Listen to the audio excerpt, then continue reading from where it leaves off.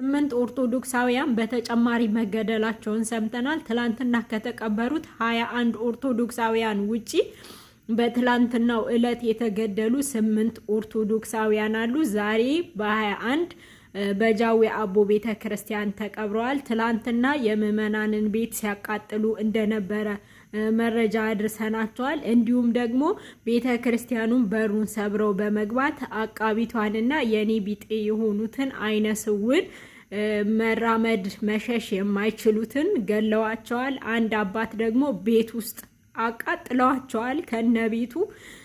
እንዲሁም ቤተ ክርስቲያኑን ሰብረው በመግባት የጃዊ አቦ ቤተ ክርስቲያንን በድምጽ ማጉሊያ ሲዘፍኑና ሲጨፍሩ እንዳመሹ ቤተ ክርስቲያን ውስጥ ሰምተናል። አሁንም ድረስ የአርሲ ኦርቶዶክሳውያን ግፍና መከራ እያቆመ አይደለም። ኦርቶዶክሳውያን ድምጽኑ ናቸው። በጣም ብዙ ፎሎወር ያላችሁ ሰዎች በዱባይና በውጭ ሀገራት ስለሚሞቱ ሰዎች ድምጽ እየሆናችሁ ነው። ነገር ግን በአርሲ ስለሚገደሉት ኦርቶዶክሳውያን ለምን ከስር ተከታትላችሁ ቪዲዮ አልሰራችሁም? እነ ብሩክ ኒውስ ሌሎቻችሁ የአርሲ ጉዳይ አይመለከታችሁም። ነገር ግን የኢራንና የአሜሪካ ወይም ደግሞ የሌሎቹ መጣላት ግድ ሰጥቷችሁ ለነሱ ተደጋጋሚ ቪዲዮ ትሰራላችሁ።